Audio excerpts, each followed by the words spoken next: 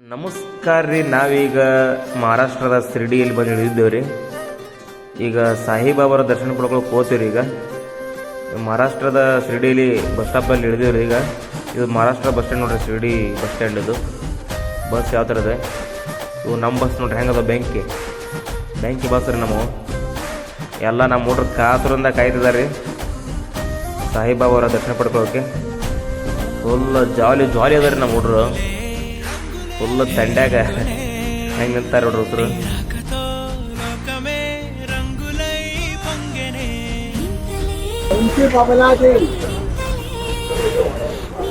ಕೆಲವು ನಿಮಿಷಗಳು ನಾವು ಸಾಯಿಬಾಬಾರವರ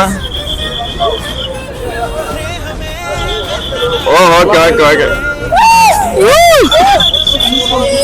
ಹೆಂಗ ನೋಡ್ರಿ ನಮ್ಮ ಬಸ್ ಇದೆ ಬೆಂಕಿ. ವೀಕ್ಷಕರೇ, ನಾವು ಈಗಾಗಲೇ ಶಿರ್ಡಿ ಬಸ್ ಸ್ಟಾಪ್ ನಲ್ಲಿ ಇಳ್ಕೊಂಡಿದ್ವಿ. ಹುಡುಗರೆಲ್ಲ ಕಾಯ್ತಾ ಇದ್ದಾರೆ ಫ್ರೆಶ್ ಅಪ್ ಆಗಿ. ಇನ್ನೇನು ಕೆಲವೇ ಕ್ಷಣದಲ್ಲಿ ನಾವು ಟೆಂಪಲ್ ನೋಡಕ್ಕೆ ಹೋಗ್ತಿದ್ವಿ.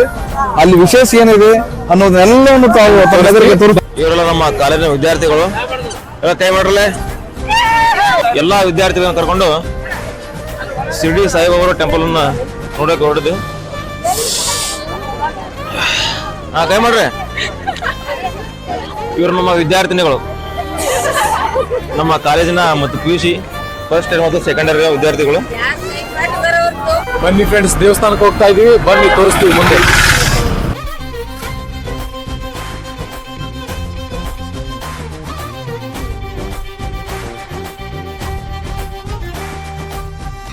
ಇದೆಲ್ಲ ಹಳೆ ಕಾಲದ ನಾಣ್ಯಗಳನ್ನ ಮಾರಾಟಕ್ಕೆ ಇಟ್ಟಿದ್ದಾರೆ. ಆದ್ರೆ ಸ್ನೇಹಿತರೆ, ಇವು ಯಾವುವು ಒರಿಜಿನಲ್ ಅಲ್ಲ. ಮೂಲ ನಾಣ್ಯಗಳಂತೆ ಕೂಡ ನಕಲಿ ನಾಣ್ಯಗಳನ್ನು ಮಾಡಿರ್ತಾರೆ. ಆದ್ರೆ ಇವು ಒರಿಜಿನಲ್ ಇರೋಲ್ಲ. ಇವು ಒರಿಜಿನಲ್, ಇವು ಏರಳವಾಗಿ ಸಿಗ್ತಾವ.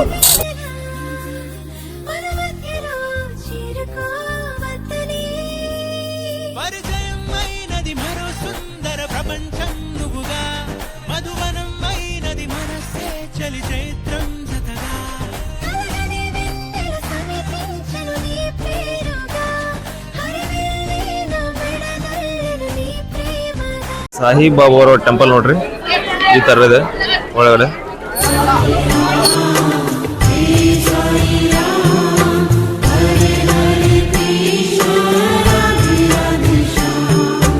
सबके बनाए तो बिगड़े काम, हे साई राम, हे साई राम, हे साई राम, हे साई राम.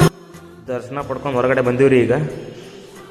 ಈಗ ಮುಂದೆ ಜಳಕ ಮಾಡ್ತೀವ್ರಿ. ಈಗ ಮುಂದೆ ಜಳಕ ಮಾಡಿ ಸೀದಾ ಸಾಯಿಬಾಬಾರ ಟೆಂಪಲಲ್ಲಿ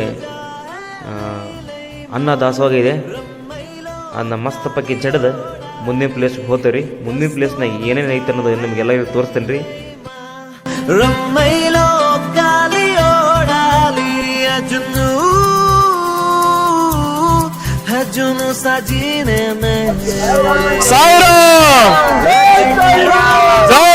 ನಾವು ಶಿರ್ಡಿಯಲ್ಲಿ ಸಾಯಿಬಾಬಾ ಅವರ ದರ್ಶನ ಪಡ್ಕೊಂಡು ಅಗದಿ ಜಳಕ ಮಾಡಿ ಫ್ರೆಶ್ ಅಪ್ ಆಗಿ ಈಗ ಶಿರ್ಡಿ ಕ್ಷೇತ್ರದಲ್ಲಿ ನಾವೀಗ ದಾಸೋಕೊಂಡಿದ್ದೀವಿ. ನಾವು ಇಲ್ಲ ನೋಡೆಲ್ಲರೂ ನಾವು ಹುಡುಕೊಂತಾರೆ. ಈಗ ಬಸ್ ಹೊಡ್ಕೊಂಡು ಪ್ರಸಾದ ಕಡೆ ಹೋಗ್ತಿದ್ದೀವಿ.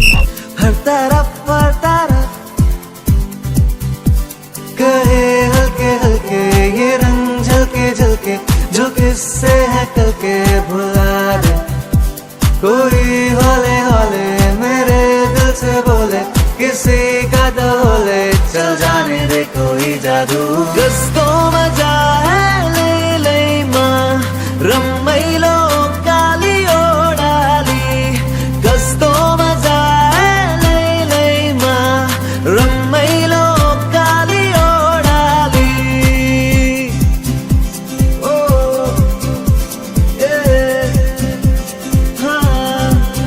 ना मैं समझा ना मैं जाना, जो भी तुमने मुझसे कहा है सेन्योरिटा. शामें मलंग सी, रातें सुरंग सी, बागी उड़ान पे ही ना जाने क्यों इलाही मेरा जी आए इलाही मेरा जी आए आए।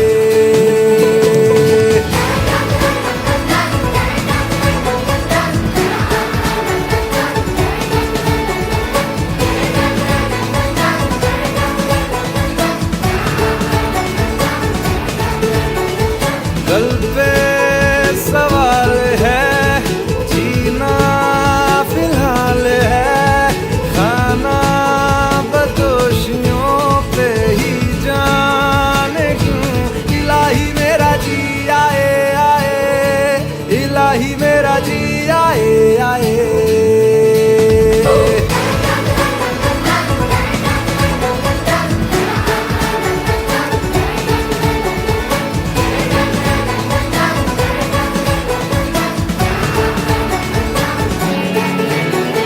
मेरा फलसफा कंधे पे मेरा बस्ता, चला मैं जहाँ ले चला मुझे रास्ता। बूंदों पे नहीं गहरे समंदर पे ओ, ओ, ओ,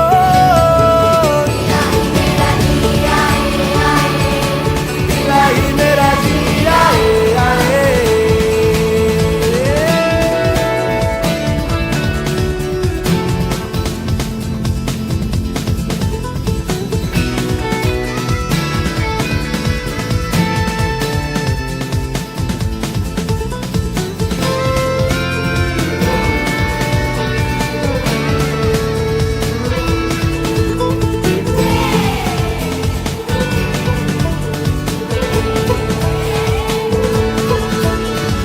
शामें मलंग सी, रातें सुरंग सी, बागी उड़ान पे ही ना जाने क्यों।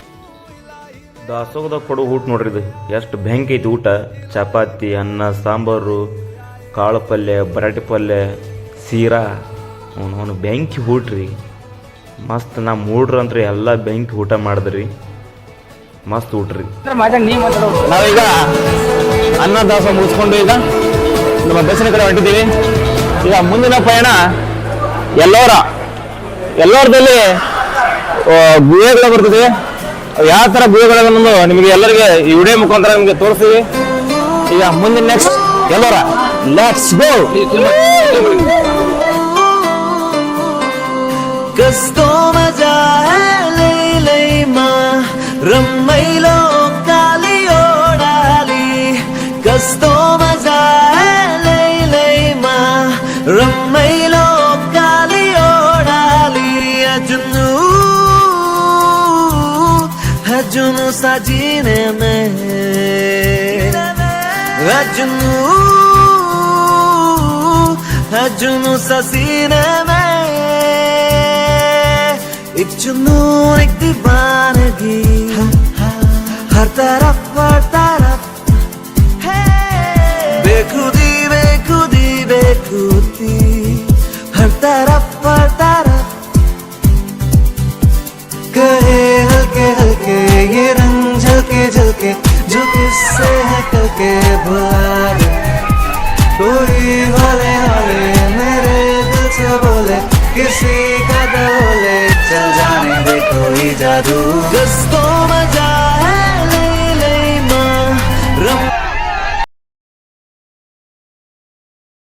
ಈಗ ನಾವು ಬಂದಿರುವುದು ಎಲ್ಲೋರದ ಕೈಲಾಸನಾಥ ದೇವಾಲಯವನ್ನು ನೋಡ್ಲಿಕ್ಕೆ. ಈ ಜಗತ್ತಿನ 7 ವಿಸ್ಮಯಗಳಲ್ಲಿ ಒಂದಾಗಿರ್ತಕ್ಕಂಥ ತಾಜ್ ಮಹಲ್ ಏನಿದೆಯಲ್ಲ, ಈ ತಾಜ್ ಮಹಲ್ನ ನಾವು ಮಾನವರು ಇಂದಿನ ತಂತ್ರಜ್ಞಾನವನ್ನು ಬಳಸಿಕೊಂಡು ನಿರ್ಮಾಣ ಮಾಡಬಹುದು. ಆದರೆ ಇಂದಿನ ತಂತ್ರಜ್ಞಾನವನ್ನು ಬಳಸಿಕೊಂಡೂ ಕೂಡ ಈ ಎಲ್ಲೋರದ ಕೈಲಾಸನಾಥ ದೇವಾಲಯವನ್ನು ನಿರ್ಮಿಸಲಿಕ್ಕೆ ಸಾಧ್ಯವಿಲ್ಲ. ಅಷ್ಟರ ಮಟ್ಟಿಗೆ ಕಲಾ ಕೌಶಲ್ಯ ಈ ಕೈಲಾಸನಾಥ ದೇವಾಲಯದಲ್ಲಿ ಅಡಗಿದೆ.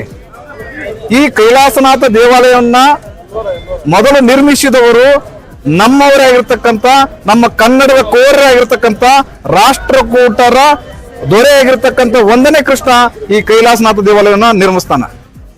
ಒಂದು ದಂತಕಥೆ ಬರ್ತೈತಿ ಕೈಲಾಸನಾಥ ದೇವಾಲಯದ ಬಗ್ಗೆ. ಆದ್ರೆ ಇದು ಯಾವುದೇ ಪುರಾಣದಲ್ಲಿ ಇದಕ್ಕೆ ಆಧಾರಗಳಿಲ್ಲ. ಆದ್ರೂ ಕೂಡ ಈ ದಂತಕಥೆ ಪ್ರಚಲಿತದಲ್ಲಿದೆ. ಏನಂತಂದ್ರೆ, ಇಲ್ಲಿ ಸ್ಥಳೀಯ ರಾಜನೊಬ್ಬ ಅನಾರೋಗ್ಯದಿಂದ ಬೀಳುವಂತ ಸಂದರ್ಭದಲ್ಲ, ಆ ರಾಜನ ಹೆಂಡತಿ ದೇವರಲ್ಲಿ ಮೊರೆ ಇರ್ತಾಳ, ನನ್ನ ಗಂಡ ಆರೋಗ್ಯವಂತನಾದರೆ ನಾನು ನಿನ್ನ ದೇವಾಲಯವನ್ನು ಕಟ್ಟಿಸಿ ಆ ದೇವಾಲಯ ಶಿಖರ ಕಾಣುವವರೆಗೂ ಕೂಡ ನಾನು ಉಪವಾಸದಿಂದ ಇರ್ತೀನಿ ಅಂತ ಕೇಸಿ ಹರಕೆ ಹೊರತಾಳ. ಕೆಲವೇ ದಿನಗಳಲ್ಲಿ ಆ ರಾಜ್ಯ ಆರೋಗ್ಯವಂತನಾಗ್ತಾನೆ.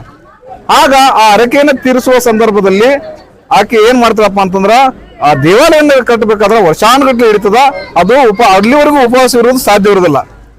ಅದ್ರ ಸಲುವಾಗಿ ಆ ರಾಜ್ಯದ ನುರಿತ ಶಿಲ್ಪಿಗಳನ್ನ, ವಾಸ್ತು ತಜ್ಞರನ್ನ, ವಾಸ್ತುಶಾಸ್ತ್ರಜ್ಞರನ್ನ ಕರೆಸಿ ಕೆಲವೇ ದಿನದಲ್ಲಿ ಅತ್ಯಂತ ಕಡಿಮೆ ದಿನಗಳಲ್ಲಿ ಯಾರು ದೇವಸ್ಥಾನವನ್ನು ನಿರ್ಮಿಸ್ತೀರಿ ಅಂತ ಕೇಸಿ ಹೇಳಿದಾಗ ಅದರಲ್ಲಿ ಕೋಕಾಸಸ್ ಅನ್ನುವಂತ ಒಬ್ಬ ಶಿಲ್ಪಿ ಬಂದು ನಾನು ಕೇವಲ 1 ವಾರದಲ್ಲಿಯೇ ನಾನು ದೇವಾಲಯದ ಶಿಖರವನ್ನ ಕಾಣುವಂತೆ ಮಾಡ್ತೀನಿ ಅಂತ ಕೇಸಿ ಮಾತು ಕೊಡ್ತಾನ.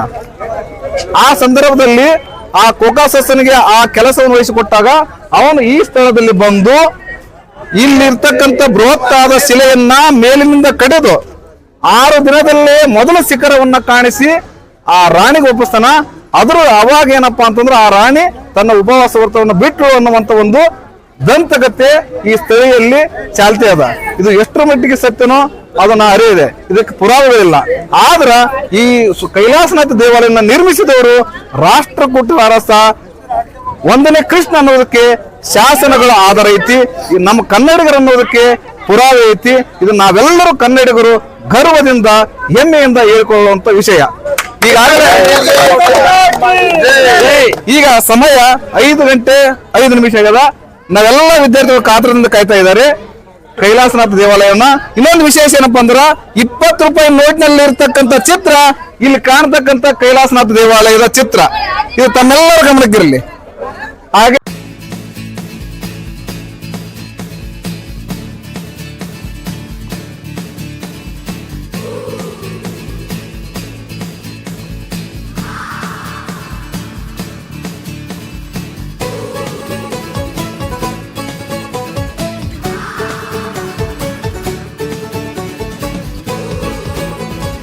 ಕಾಣ್ತಾ ಇರೋದು ಎಲ್ಲೋರ ಕೇವ್ಸ್ನ ಲೊಕೇಶನ್ ಪ್ಲಾನ್.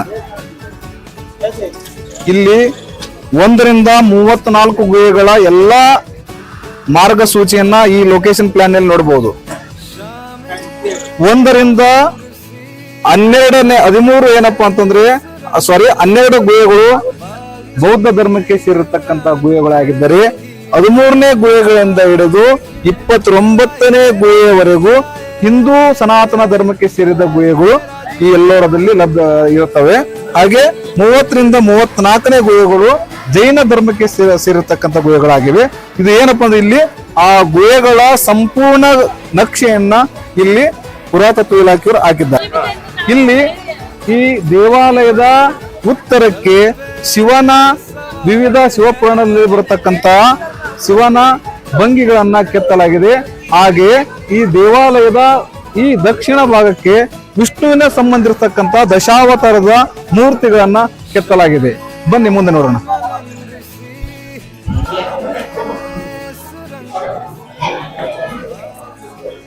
ದೇವಸ್ಥಾನವನ್ನ ಪ್ರವೇಶಿಸಿದ ತಕ್ಷಣವೇ ನಮಗೇನಪ್ಪಾ ಅಂದ್ರೆ ಎದುರುಗಡೆ ಗಜಲಕ್ಷ್ಮಿಯ ಬೃಹತ್ತಾದ ಮೂರ್ತಿಯನ್ನು ನೋಡ್ಬೋದು. ಇದು ಲಕ್ಷ್ಮಿ ಮೂರ್ತಿ. ಯಾಕೆ ಇದನ್ನ ನಾವು ಗಜಲಕ್ಷ್ಮಿ ಅಂತ ಕರಿತೀವಪ್ಪ ಅಂತಂದ್ರೆ ಈ ಲಕ್ಷ್ಮಿಯ ಮೂರ್ತಿಯ ಅಕ್ಕಪಕ್ಕದಲ್ಲಿ ಗಜ ಅಂದ್ರೆ ಆನೆಗಳು ಇರೋದ್ರಿಂದ ಇದಕ್ಕೆ ಗಜಲಕ್ಷ್ಮಿ ಅಂತಾರ. ಇಲ್ಲಿ ಲಕ್ಷ್ಮಿಯ ಭಿನ್ನವಾದ ರೂಪವನ್ನು ನೋಡ್ಬೋದು.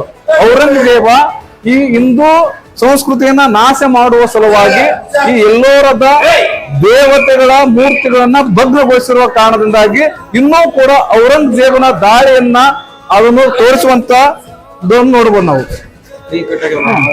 ಹೌದು.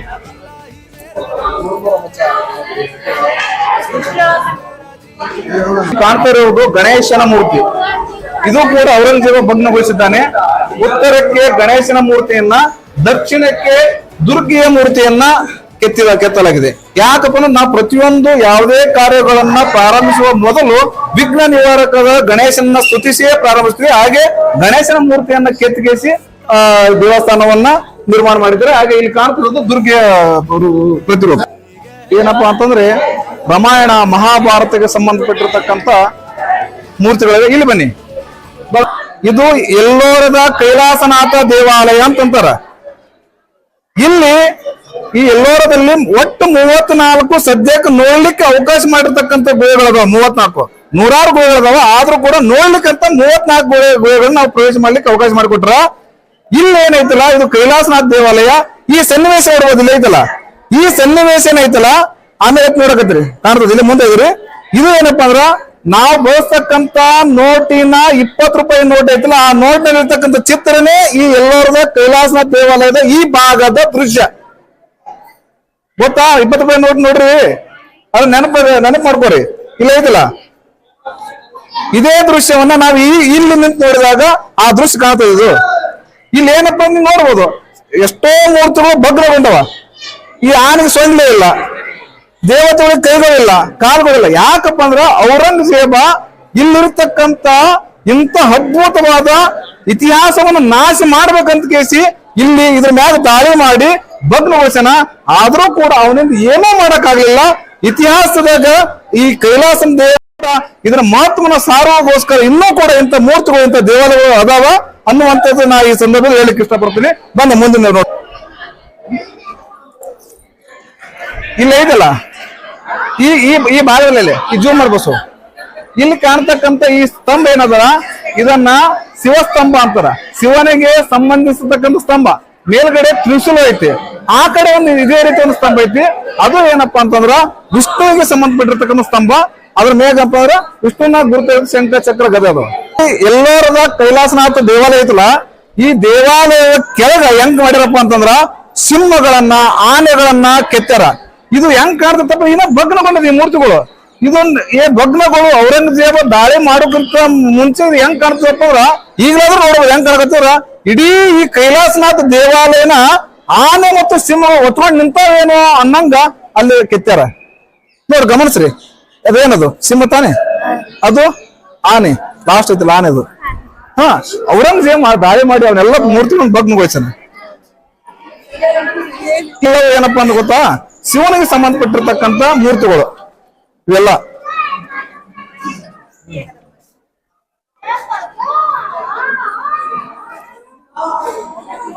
ಇದು ಶಿವಭಕ್ತ ಮಾರ್ಕಂಡಿನ ದೃಶ್ಯ.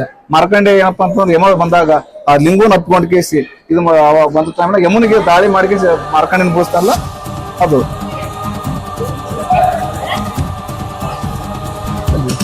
ಇದ್ರ ಸುತ್ತ ಇದೆ.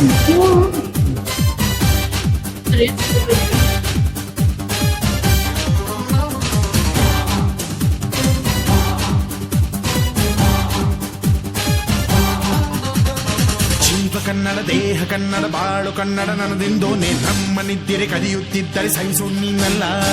ಕೆಂಪು ಹಳದಿ ಬಾವುಟಕ್ಕೆ ನೀನೆ ತಾನೇ ಬಾಹುದಂಡ. ನಿನ್ನ ಯುದ್ಧ ಸತ್ಯ ಶುದ್ಧ ನಡೆಸೋಲಿಲ್ಲ. ನಮಗಾಗಿ ಹುಟ್ಟಿದೆ ನೀನು ಕಾಪಾಡೋ ಕಾಮಧೇನು ಜ್ವಾಲಾಮುಖಿ ವೈರಿಗೆ. ಹೆಕ್ಕೀರ ಎದುರಾರೋ ನಿನಗೆ ಮಣಿದೀಪ ಮಣಿಬೇಲಿ ನೀನಾದೆ ನಮಗೆ.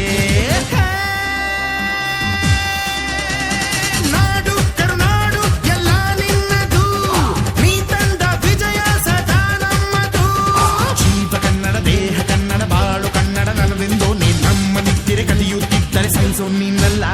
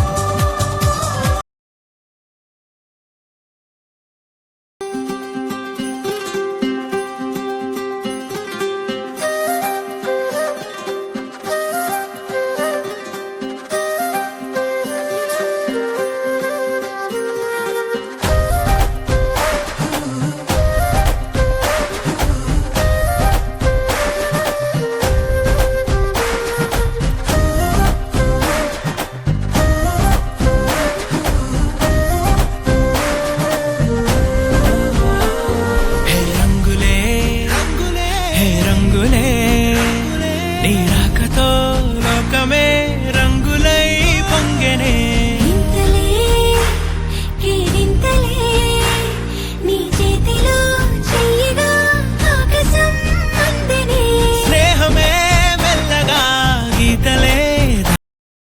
ಬೀಬಿಕಾ ಮಕ್ಬರ್. ಏನು ಬೀಬಿಕಾ ಮಕ್ಬರ್. ಮಕ್ಬರ್ ಅಂದ್ರ ಸಮಾಧಿ ಅಂದಂಗ. ಮಕ್ಬರ್ ಅಂದ್ರ ಇದು ಯಾರ ಸಮಾಧಪ್ಪ ಅಂತಂದ್ರ ಮೊಘಲರ ಕೊನೆಯ ಪ್ರಸಿದ್ಧ ಅರಸನಾಗಿರ್ತಕ್ಕಂಥ ಔರಂಗಜೇಬ್ ಅಂತ ಬರ್ತಾನ. ಯಾರು? ಔರಂಗಜೇಬನ ಪತ್ನಿಯ ಸಮಾಧಿ.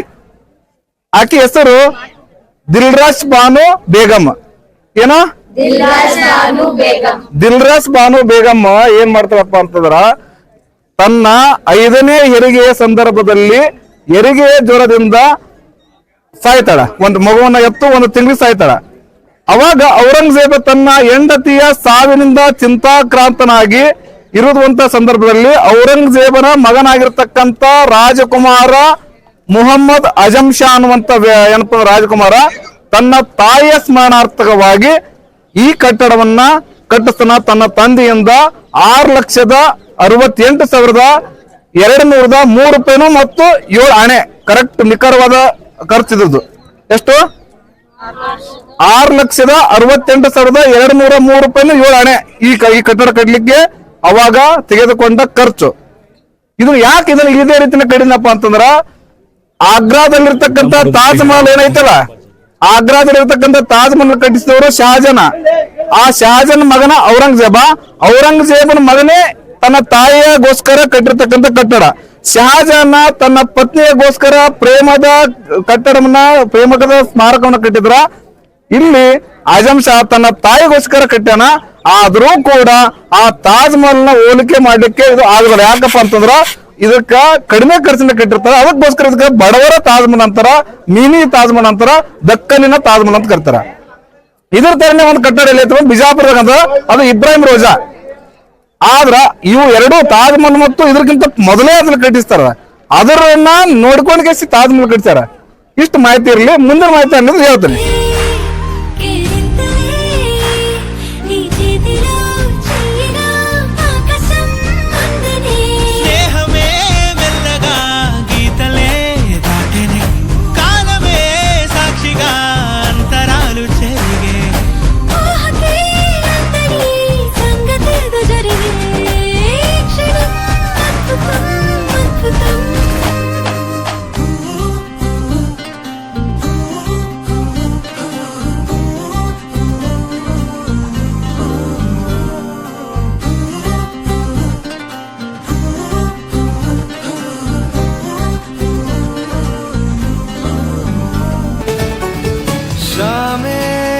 मलंग सी रातें सुरंग सी बागी उड़ान पे ही ना जाने क्यों इलाही मेरा जी आए आए, इलाही मेरा जी आए आए.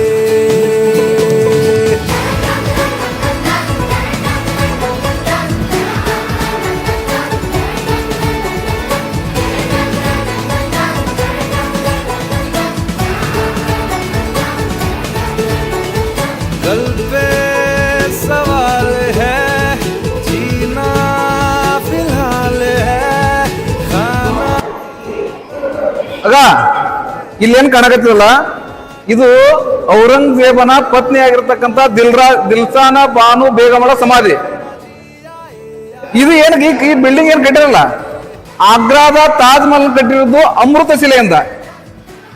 ಈ ಕಟ್ಟಡ ಕಟ್ಟಿದ್ದು ಬಸಾಲ್ಟ್ ಶಿಲೆಯಿಂದ. ಆದ್ರೂ ಕೂಡ ಈ ಬಸಾಲ್ಟ್ ಶಿಲೆಯನ್ನ ಕಟ್ಟಿದ್ರು ಕೂಡ ಅಮೃತ ಶಿಲೆಯಿಂದ ಲೇಪನ ಮಾಡ್ಯಾರಪ್ಪ. ಇದೇನೈತಲ್ಲ ಇದೆಲ್ಲ ಅಮೃತ ಶಿಲೆ. ಇಲ್ಲಿವರೆಗೂ ಅಮೃತ ಶಿಲೆ ಐತಿ. ಇದ್ರ ಮ್ಯಾಗಿನ ಕಟ್ಟಡ ಬಸಾಲ್ಟ್ ಶಿಲೆಯಿಂದ ಕಟ್ಟಿದ್ರು ಕೂಡ ಅದನ್ನ ಏನು ಪ್ಲಾಸ್ಟರಿಂಗ್ ಹೆಂಗ್ ಮಾಡ್ಯಾರಪ್ಪ ಅಂದ್ರೆ ಅಮೃತ ಶಿಲೆಯಷ್ಟೇ ನುಣುಪಾಗಿ ಹೆಂಗ್ ಮಾಡ್ಯಾರ. ಬಸಾಲ್ಟ್ ಶಿಲೆ ಅನ್ಸಲ್ಲ ಇದು. ಆ ರೀತಿ ಚೆನ್ನಾಗಿ ಏನಪ್ಪಾ ಅಂತಂದ್ರೆ ನುಣುಪುಗೊಳಿಸ್ಯಾರ ಇದನ್ನ. ಇಲ್ಲಿ ಏನದ ಇದು ಕೆಳಗಿಂದ ಏನಿದ್ರು ಅಮೃತ ಶಿಲೆಯಿಂದ ಕಟ್ಟಿರ್ತಕ್ಕಂಥ ಕಟ್ಟಡ ಇದು. ನಿಮಗೆ ಇದೊಂದು ಗಮನ ಇರಲಿ. ಇಲ್ಲೇನು ಕಾಣ್ತಾ ಇದೀವಲ್ಲ, ಈ ಒಂದು ಸಸ್ಯದ ಆಕೃತಿಯ ಕಲಾಕೃತಿ ಏನಪ್ಪಾ ಅಂತಂದ್ರೆ ಇದು ಬಸಾಲ್ಟ್ ಶಿಲೆಯಲ್ಲಿಯೇ ಕೆತ್ತಿರ್ತಕ್ಕಂಥ ನುಣುಪಾದ ಒಂದು ಕಲೆ. ಆದ್ರೂ ಕೂಡ ಇದನ್ನ ಎಷ್ಟು ನುಣುಪುಗೊಳಿಸ್ತಾರಪ್ಪ ಅಂತಂದ್ರೆ ಇದನ್ನ ಮುಟ್ಟಿದ್ರ ನಾವು ಅಮೃತ ಶಿಲೆಯನ್ನೇ ಮುಟ್ತಿದ್ದೀವೇನೋ ಅನ್ನುವಂತ ಭಾಸ ಬರ್ತದೆ. ಇಲ್ಲೇನು ಕೆಳಗಡೆ ಇದೆಲ್ಲ ಅಮೃತ ಶಿಲೆಯನ್ನ ನಾವು ಏನಪ್ಪಾ ಅಂತಂದ್ರ ಲೇಪ ಮೇಲ್ಗಡೆ ಹಾಕಿದ್ದಾರೆ. ಆದ್ರೆ ಒಳಗಡೆ ಎಲ್ಲ ಬಸಾಲ್ಟ್ ಶಿಲೆನೇ ಇಂದನೇ ಕಟ್ಟಿರ್ತಕ್ಕಂಥ ಕಟ್ಟಡ ಇದು. ತಾಜ್ ಮಹಲ್ ಕಟ್ಟಿರೋದು ಅಮೃತ ಶಿಲೆಯಿಂದ ಆದ ಕಾರಣ ಅದು ಅಷ್ಟು ಚೆನ್ನಾಗಿ ಕಾಣ್ತಾ ಇದೆ. ಬನ್ನಿ.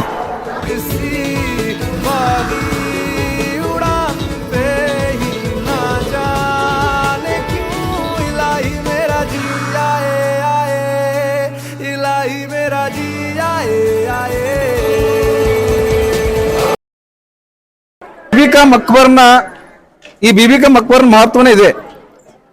ಇಲ್ಲಿ ನೋಡಿರ್ಲಿ, ಅಮೃತ ಶಿಲೆಯಲ್ಲಿ ಕೆತ್ತಿರ್ತಕ್ಕಂಥ ರಚಿಸಿರ್ತಕ್ಕಂಥ ಒಂದು ಜಾಲಂಧ್ರದ ವ್ಯವಸ್ಥೆ. ಈಗಿನ ಆಧುನಿಕ ತಂತ್ರಜ್ಞಾನ ಇದ್ದಾಗಲೂ ಕೂಡ ಇಷ್ಟು ಕಲ್ಲಿನಲ್ಲಿ ನುಣುಪಾಗಿ ಇಷ್ಟು ಚಂದನೆಯ ಜಾಲರಿ ವ್ಯವಸ್ಥೆಯನ್ನು ಮಾಡ್ಲಿಕ್ಕೆ ಸಾಧ್ಯ ಇಲ್ಲ. ಅವಾಗಿನ ಕಾಲದಲ್ಲಿ 16-17ನೇ ಶತಮಾನದಲ್ಲಿ ಮೊಘಲರು ಈ ರೀತಿ ಚೆನ್ನಾಗಿ ಕಟ್ಟಡವನ್ನ ನಿರ್ಮಿಸಿದ್ದಾರೆ.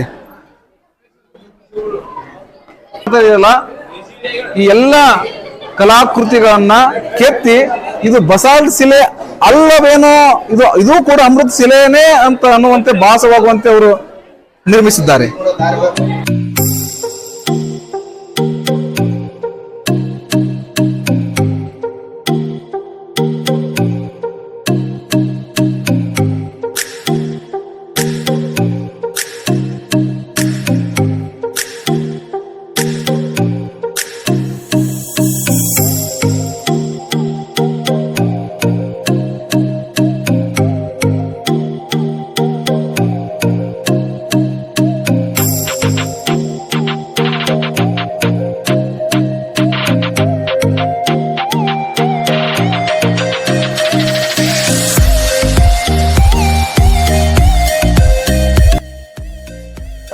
ಇದು ಸಿಂಗಾಡ ಅಂತ. ಇದು ಏನಪ್ಪಾ ಅಂದ್ರೆ ನರ್ಮದಾ ನದಿಯಲ್ಲಿ ತಳದಲ್ಲಿ ಸಿಗ್ತದಂತ ಶಿವರಿ ಅಂತ. ಇದ್ರ ಟೇಸ್ಟ್ ನೋಡಿದ್ರೆ ಗೆಣಸ್ ಇರ್ತದಲ್ಲ, ಗೆಣಸ್ ತಂದಂತ ಟೇಸ್ಟ್ ನಮಗಾತ. ಗೆಣಸು ಅಥವಾ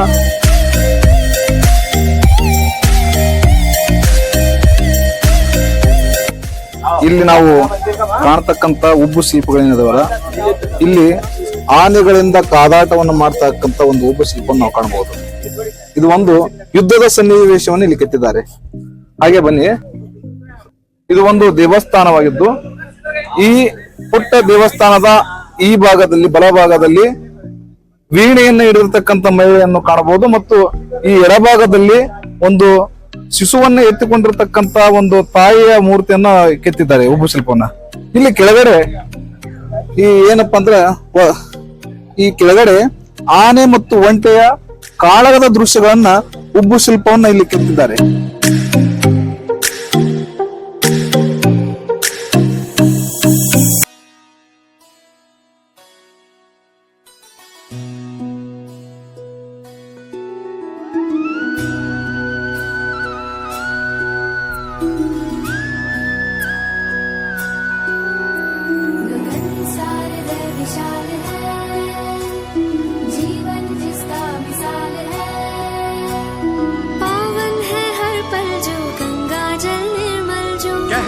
इतिहास भी कि रानी एक बेमिसाल है। वो किसी राजवंश से माटी के अंश से है, भवानी हूँ बहू मल्हार राव की बहू। मालवा की भूमि का ये कण कण जिस पे निहाल है।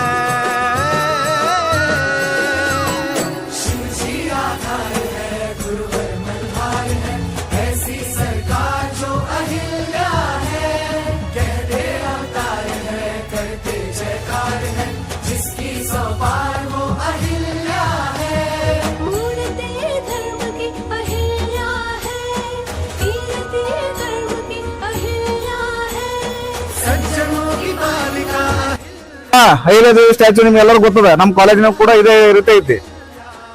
ಅಹಿಲ್ಯಾದೇವಿ ಸ್ಟ್ಯಾಚ್ಯೂಗೂ ಮತ್ತು ಈ ಊರಿಗೂ ಏನು ಇರುವಂತವೆ, ಅಹಿಲ್ಯಾದೇವಿಗೂ ಮತ್ತು ಈ ಊರಿಗೂ ಏನ್ ಸಂಬಂಧಪ್ಪ ಅಂತಂದ್ರ, ಇದು ಮಹೇಶ್ವರ ಅನ್ನುವುದು ಅಹಿಲ್ಯಾದೇವಿಯ ರಾಜಧಾನಿ ಆಗಿತ್ತು. ಇಂದೋರ ಏನೈತಲ್ಲ, ಅಹಿಲ್ಯಾದೇವಿಯ ಆರ್ಥಿಕ ಚಟುವಟಿಕೆಗಳನ್ನ ನಡೀತಕ್ಕಂತ ಒಂದು ಪ್ರದೇಶ. ಇಲ್ಲಿ ರಾಜಧಾನಿಯನ್ನಾಗಿ ಮಾಡಿಕೊಂಡು ಇಲ್ಲಿ ಇದನ್ನ ಕೇಂದ್ರೀಕರಣ ಮಾಡಿಕೊಂಡು ಆಡಳಿತವನ್ನ ಅಹಿಲ್ಯಾದೇವಿ ನಡೆಸ್ತಿದ್ರು. ಸುಮಾರು 3 ದಶಕಗಳ ಕಾಲ ಆಡಳಿತ ಮಾಡಿರ್ತಕ್ಕಂಥ ಅಹಿಲ್ಯಾದೇವಿ ಇಡೀ ಪ್ರಪಂಚದ ಇತಿಹಾಸದಲ್ಲಿಯೇ ಅತಿ ಹೆಚ್ಚು ಆರ್ಥಿಕವಾಗಿ, ಸಾಮಾಜಿಕವಾಗಿ ಮತ್ತು ಧಾರ್ಮಿಕವಾಗಿ ಮಹತ್ವದ ಸ್ವತಂತ್ರವಾಗಿ ಆಡಳಿತ ಮಾಡಿರತಕ್ಕಂಥ ಕೀರ್ತಿ ಯಾರಾದ್ರೂ ಇದು ಅದು ಅಹಿಲ್ಯೆದೇವಿಗೆ ಸಲ್ಲುತ್ತದೆ. ಯಾಕಪ್ಪ ಅಂತಂದ್ರ ಇಡೀ ಪ್ರಪಂಚದ ಯಾವುದೇ ಇತಿಹಾಸದಲ್ಲಿ ನೋಡ್ರಿ, ಮಹಿಳೆಯರು ದೀರ್ಘಕಾಲ ಆಡಳಿತ ಮಾಡಿದ್ದನ್ನು ನಾವು ನೋಡ್ಲಿಕ್ಕೆ ಸಾಧ್ಯ ಇಲ್ಲ. ಅತಿ ಹೆಚ್ಚು ಕಾಲ ಆಡಳಿತ ಮಾಡಿದವರು ಒಂದು ಟಾಪ್ 10 ಮಹಿಳೆಯರು ಇದ್ರಂದ್ರ ಅವ್ರಿಗೆ ಅಹಿಲ್ಯೆದೇವಿಯೂ ಕೂಡ ಅದಾಳ ಅನ್ನೋದನ್ನ ನಾವು ಗಮನಿಸ್ಬೇಕು. ಅಹಿಲ್ಯೆದೇವಿ ಏನಪ್ಪಾ ಅಂತಂದ್ರ ಸಾಕಷ್ಟು ಈ ಇಡೀ ಇಂಡಿಯಾದಾಗ ಏನದಾವಲ್ಲ, ಇಂಡಿಯಾದಲ್ಲಿರ್ತಕ್ಕಂಥ ಸಾಕಷ್ಟು ವಿದೇಶಿ ದಾಳಿಕೋರರಿಂದ ಭಗ್ನಗೊಂಡಿರ್ತಕ್ಕಂಥ ದೇವಾಲಯಗಳನ್ನ ಮತ್ತು 12 ಜ್ಯೋತಿರ್ಲಿಂಗಗಳನ್ನ ಜೀರ್ಣೋದ್ಧಾರಗೊಳಿಸಿರ್ತಕ್ಕಂಥ ಕೀರ್ತಿ ಅಹಿಲ್ಯೆದೇವಿಗೆ ಸಲ್ತದ. ಇವತ್ತೇನ್ ನಾವು 12 ಜ್ಯೋತಿರ್ಲಿಂಗ ಅದಾವಲ್ಲ, ಅವೆಲ್ಲ ವಿದೇಶಿ ದಾಳಿಕೋರರ ದಾಳಿಗೆ ಭಗ್ನಗೊಂಡು ಪೂಜೆ ಮಾಡಾರ ನೂರಾರು ವರ್ಷಗಳ ಕಾಲ ಹಂಗೆ ಇದ್ವು. ಕಾಶಿ ವಿಶ್ವನಾಥ ದೇವಾಲಯ ಕೂಡ ಅದನ್ನ ಅಹಿಲ್ಯೆದೇವಿ ಮತ್ತೆ ಪುನರ್ ಸ್ಥಾಪಿಸಿ ಅದನ್ನ ಜೀರ್ಣೋದ್ಧಾರಗೊಳಿಸಿ ಪೂಜೆ ಮಾಡುವಂಗ ವ್ಯವಸ್ಥೆಯನ್ನು ಕಲ್ಪಿಸ್ತಕ್ಕೆ ಅಹಿಲ್ಯೆದೇವಿ ಹೋಗ್ತಾರ.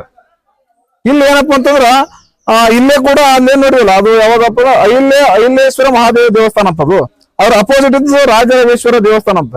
ಇದು ಏನಪ್ಪಾ ಅಂದ್ರ ಅಹಿಲ್ಯೆದೇವಿ ಕೋಟೆ ಮತ್ತು ಅರಮನೆಗಳು ನೋಡ್ಬೋದು. ಅಹಿಲ್ಯೆದೇವಿ ವಿಶೇಷ ರಾಣಿ ಆದ ತಕ್ಷಣ ಈಗಿನ ರಾಜಕಾರಣ ಒಬ್ಬ MLA ಆದ್ರೂ ಕೂಡ ಭಾರಿ ಕಾರು ಮೆರವಣಿಗೆ ಮೆರೀತಿರ್ತಾನ. ಅವ್ರ ಅಹಿಲ್ಯೆದೇವಿ ಅಖಂಡ ಒಂದು ಸಾಮ್ರಾಜ್ಯ ಆದ್ರೂ ಕೂಡ ಆಕಿ ಸರಳ ರೀತಿಯಿಂದ ಜೀವನ ಸಾಕ್ತದ. ಬಿಳೆ ಸೀರೆ ಉಟ್ಕೊಂಡ್ ಕೇಸಿ ಸಿಂಹಾಸನ ಕುಳಿತುಕೊಳ್ಳಾರ್ದ ಕೆಳಗಡೆ ಗಾದಿ ಮ್ಯಾಗ ಕುಂತು ಆಡಳಿತ ಮಾಡ್ತಕ್ಕಂಥದ್ದನ್ನ ನಾವು ಕಾಣಬಹುದು ಇತಿಹಾಸದಲ್ಲಿ. ಅಷ್ಟೇ ಅಲ್ಲ, ಅಹಿಲ್ಯೆದೇವಿ ಮಗ ತಪ್ಪು ಮಾಡಿದ್ರು ಕೂಡ ಶಿಕ್ಷೆ ಕೊಟ್ಟಾಳ, ತನ್ನ ಗಂಡನೇ ತಪ್ಪು ಮಾಡಿದ್ರು ಕೂಡ ಶಿಕ್ಷೆ ಕೊಟ್ಟಾಳ. ಕುಟುಂಬ ಆಡಳಿತದಲ್ಲಿ ಕುಟುಂಬದ ಹಸ್ತಕ್ಷೇಪ ಮಾಡಲಾರಂಗ ಅಹಿಲ್ಯೆದೇವಿ ನೋಡ್ಕೊಂತಿದ್ದು. ಇಷ್ಟೆಲ್ಲಾ ಸಾಮಾಜಿಕ, ಧಾರ್ಮಿಕ, ಆರ್ಥಿಕ ಮತ್ತು ಒಳ್ಳೆ ಆಡಳಿತ ನೀಡಿರೋ ಸಲುವಾಗಿ ನಮ್ಮ ಸೆಕ್ರೆಟರಿ ಸಾಹೇಬ್ ನೋಡ್ರಪ್ಪ ಅಂದ್ರ ಅಹಿಲ್ಯೆದೇವಿ ಹೋಳ್ಕರ್ ಹೆಸರಲ್ಲೇ ಒಂದು ಶಿಕ್ಷಣ ಸಂಸ್ಥೆನ ಕಟ್ಟಿ ಇವತ್ತು ಅಭ್ಯುದಯ ಕಾಲೇಜನ್ನು ಕಟ್ಟಾರ. ಈಗಿನ ಎಷ್ಟು ಮಹತ್ವಕಾರದಲ್ಲ ಅದರಿಂದ ಇನ್ಸ್ಪೈರ್ ಆಕೇಸಿ ಅಷ್ಟೆಲ್ಲ ಅವರು ಕೂಡ ಏನಪ್ಪಾ ಅಂದ್ರ ಶೈಕ್ಷಣಿಕ ಮತ್ತು ಆರ್ಥಿಕ ಸಾಮಾಜಿಕ ಚಟುವಟಿಕೆಗಳನ್ನ ಅವ್ರು ಮಾಡ್ತಾ ಇದ್ದಾರೆ. ಅದು ತಮ್ಮೆಲ್ಲರ ಗಮನದಾಗಿರ್ಲಿ. ನೆಕ್ಸ್ಟ್ ಇಲ್ಲಿ ಮುಂದೆ ಮ್ಯೂಸಿಯಂ ಐತಿ. ಆ ಮ್ಯೂಸಿಯಂದಲ್ಲಿ ಅಹಿಲ್ಯೆದೇವಿ ಬಳಸಿರ್ತಕ್ಕಂಥ ಮತ್ತು ಆ ಸಾಮ್ರಾಜ್ಯದ ರಾಜರು, ಆ ವಂಶಸ್ಥರು ಬಳಸಿರ್ತಕ್ಕಂಥ ಏನ ಉಪಕರಣಗಳಲ್ಲ ಅವನ್ನ ನೋಡ್ಬೋದು.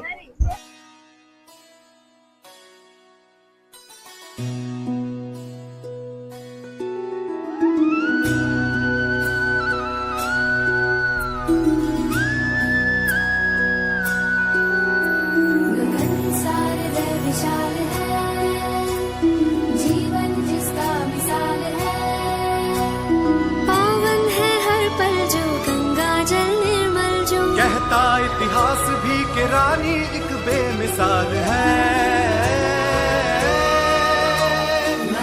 वो किसी राजवंश से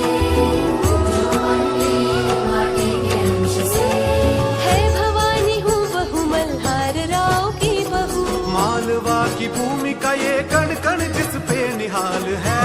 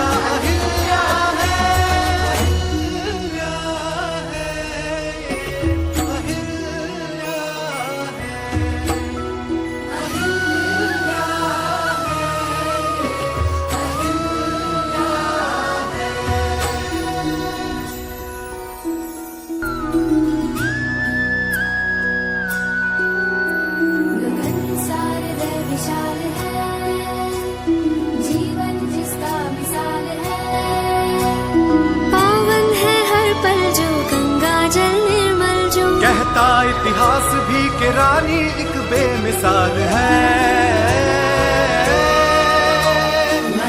वो किसी राजवंश से माटी के अंश से है। भवानी हूँ बहू मल्हार राव की बहू। माल मालवा की भूमि का ये कण कण जिस पे निहाल है, शिव जी आधार है, गुरुवर मल्हार है, ऐसी सरकार जो अहिल्या है, कहते अवतार है करते। ಮಹಾರಾಷ್ಟ್ರದ ಮಹೇಶ್ವರದಲ್ಲಿ ನರ್ಮದಾ ನದಿಯ ಪಕ್ಕದಲ್ಲಿ ರಾಜಮಾತಾ ಅಹಿಲ್ಯಾ ದೇವಿಯವರ ಚಿತಾಭಸ್ಮ ಮಾಡಿದ ಸ್ಥಳ ಇದೆ ನೋಡ್ರಿ.